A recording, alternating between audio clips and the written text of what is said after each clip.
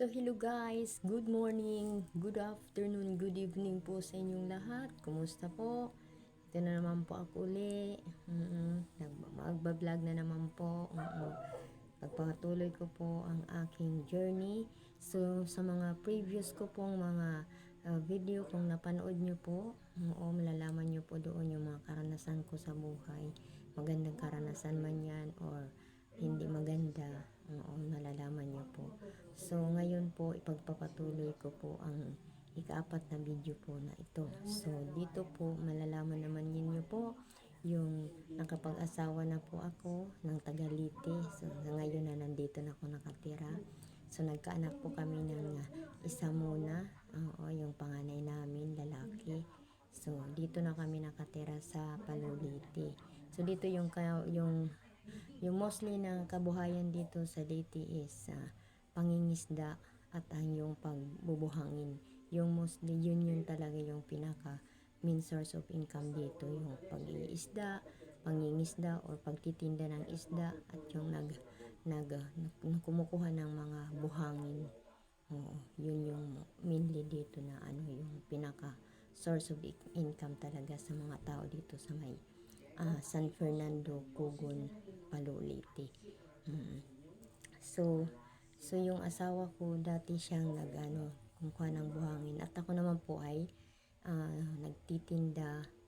May maliit akong tindahan at nagluluto ng mga ulam or mga pang-snacks gaya ng spaghetti, bihon, yung mga gulay ganyan o mga isda. Ito yung isda mas mura dito yung pagbili. Kasi yung mga price ko yun minsan makakabili ka lang ng tawag yan ng 50 pesos, marami na yan, mga price ko yan. Tapos yung pinakanon dito yung dilis. So nung pumunta ko dito 2010, hindi pa ako masyado matatas magwaray or magliti na salita na litinyo. Hindi pa ako niya matatas. So, minsan nagtatagalog ako kasi hindi ko maintindihan. Kasi magkaiba yung waray nila kaysa sa summer magkaiba. So minsan iniintindi ko yung kasi minsan magkasalong at hindi tama yung parehas yung tunog, parehas yung pero magkaiba yung meaning. So yun minsan nagtagalog ako dun. So yung pamilya ng asawa ko, mababait po silang lahat. Sila po ay marami silang magkakapatid, mga 12 silang magkapatid, panganay yung asawa ko. Lahat sila mababait, tanggap nila ako. Mababait din yung mabiyanan ko. Kaso nang dito, so ganyan yung nangyayari dito sa amin. Pag-iisda, naranasan ko na rin yung mag-isda, magtinda ng isda dito. Naranasan ko. Tapos nung magkaanak ako na kay yung panganay namin, nasundan yun ng isa, mga year 2012. Pero ganyan talaga yung buhay namin dito. Pero nakapagtayo kami ng bahay ng asawa ko. Nakapagtayo kami ng bahay. Tapos ganun pa rin. Tapos kinasal kami pala noong January 1, 2011. Kinasal kami dito sa simbahan. So guys, kasi nga nung nag-aral po kasi talaga ako, yung pangalan ko talaga na ginagamit is Arlene po. Arlene Legaspi. Yun talaga yung ko.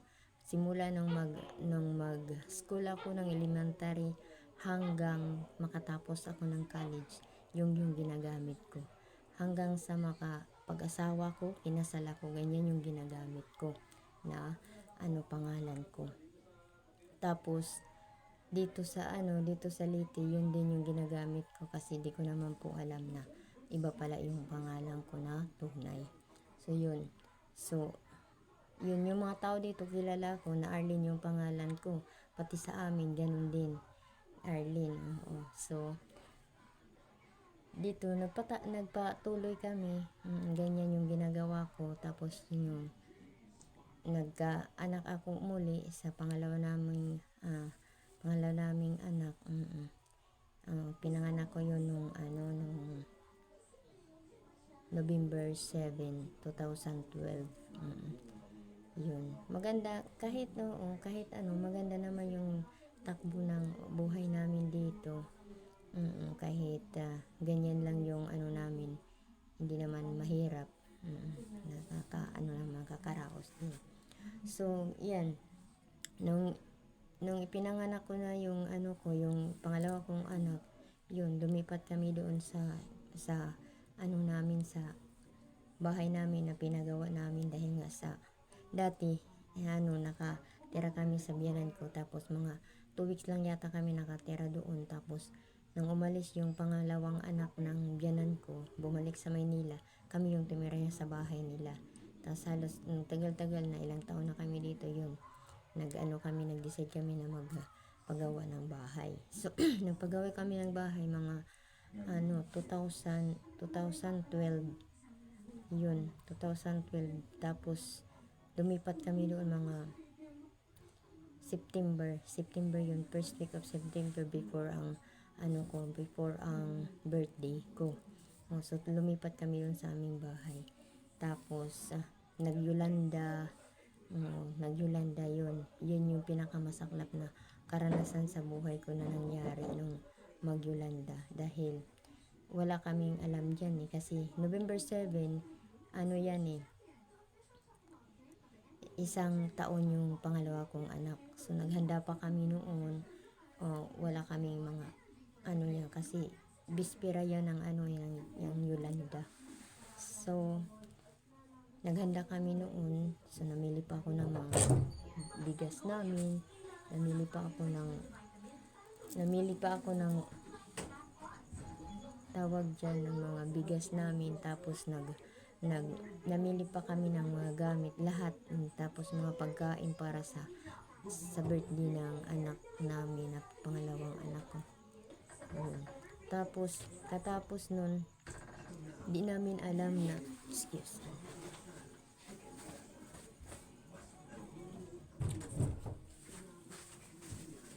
So yun yung yung Yolanda na yan. Kasi diba, nanonood kami palagi ng niyan, tawag yan ng sa TV, ng news, dahil nga sa Typhoon Yolanda. Sarado. Dahil sa Typhoon Yolanda. Pero hindi namin maintindihan yung na sinabi na mayroong storm surge. So, Friday yun, hinanda namin yung anak namin na pangalawa. Nagkaroon kami ng handaan. Nag-inuman pa ngayon sila, inuman pa. Pati yung asawa ko. Tapos, yung iba nag-evacuate na kasi maraming mga sundalo. Tapos yung mga barangay captain nagpunta na dito na lumikas na kayo kasi ganito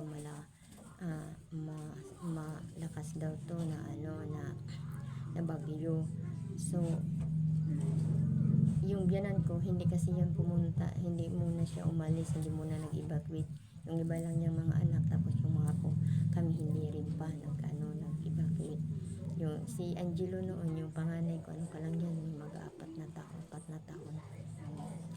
So, mga hapon na yun, bumalik ulit yung mga yung mga sundalo doon na pinupersa na kami na doon. Tristan, maingay. So, pinupersa na kami na mag-evacuate.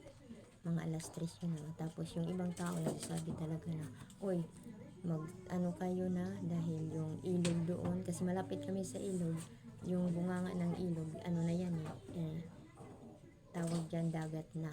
So, malapit kami sa sabi ng isang tao na mag-evacuate kayo, kayo dahil yung ilog natin parang lumiit yung tubig. Yun. So, parang binaliwala lang yan ng ibang tao dito. Inuman yan sila Tapos yun, sabi ng biyanan ko, sige na Arlene, pupunta na tayo doon sa evacuation. Mag-evacuate na tayo. Tapos sabi ko, hindi ako mag-evacuate kung hindi sasama sa akin ang asawa ko kasi dalawa yung anak ko, maliit pa yun Kaso sabi ng asawa ko, dito lang kami ng mga lalaki kasi mayroon na silang baboy na malaki yung mga anak na yun Tapos yung bahay namin, sabi nila wala daw magbabantay.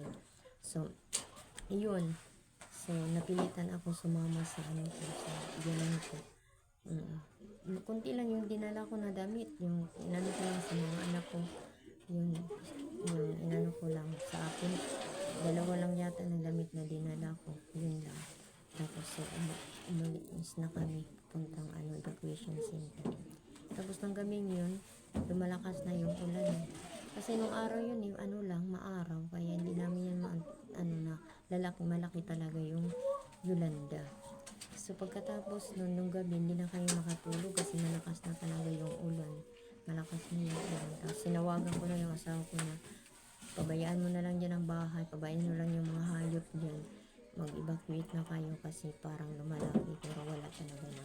Hindi talaga sila evacuate. So kinamugahan, mga alas 4 pa lang, gising na ako. Gising na talaga ako kasi parang di na kami makatulog kasi umuulan na. Umuulan na hanggang sa mag alas 6 ng umaga, lumalakas na ang ulan.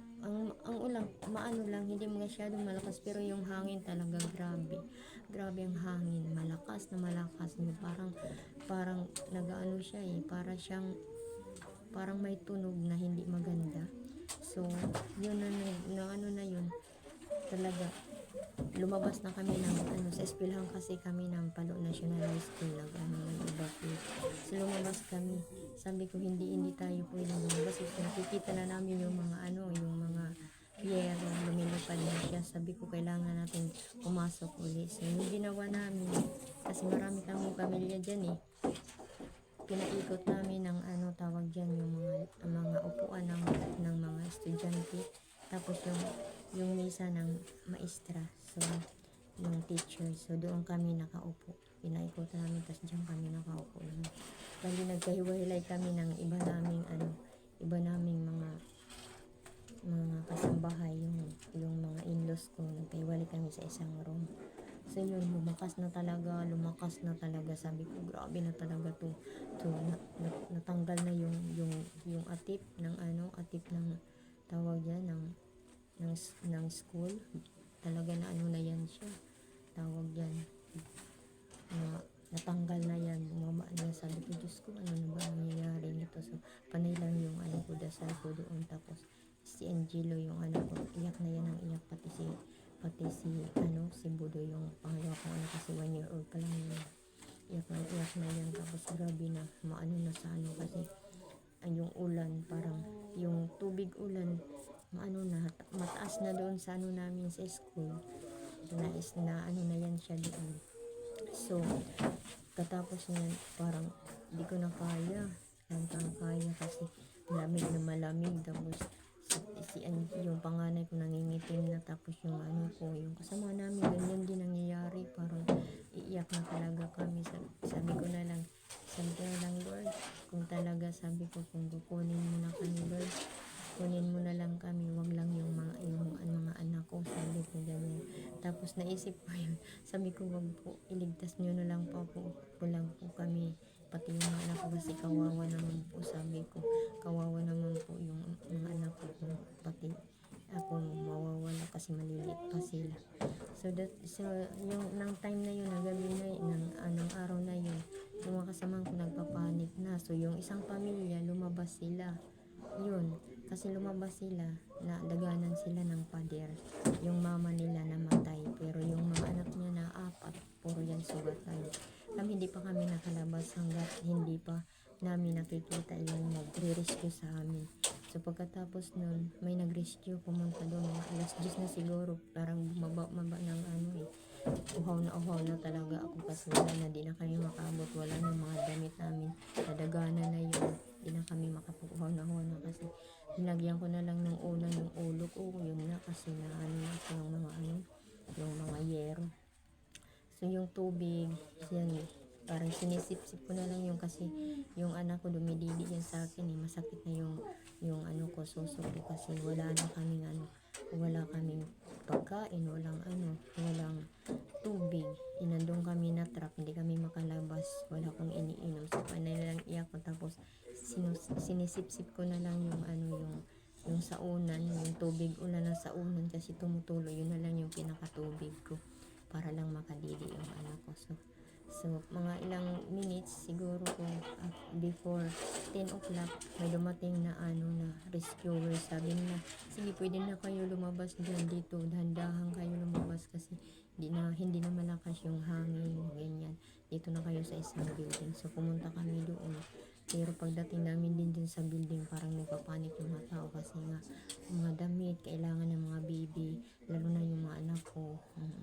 Nakaagawan kami doon kahit yung pagkain kasi gutom na kami. Kahit yung pandesal, grabe, ginawa ko, nilagay ko sa sa may ko yung pandesal o para sa mga anak ko kahit hindi pa kumakain yung baby ko noon.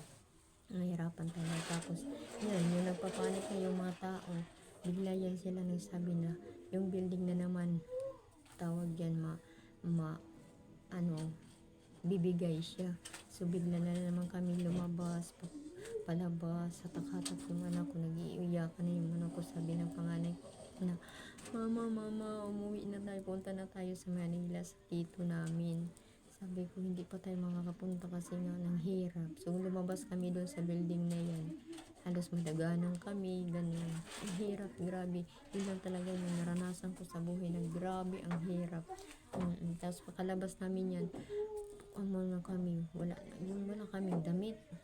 Nakahingi man ako para lang sa dalawa kong anak, pero ako yung damit ko, na lang yan, tawag yan, na tuyo na lang yan, ganun, tuyo na sa ko. Tapos pumunta na kami sa naglakad kami papunta doon sa ng Palo na papuntang munisipyo.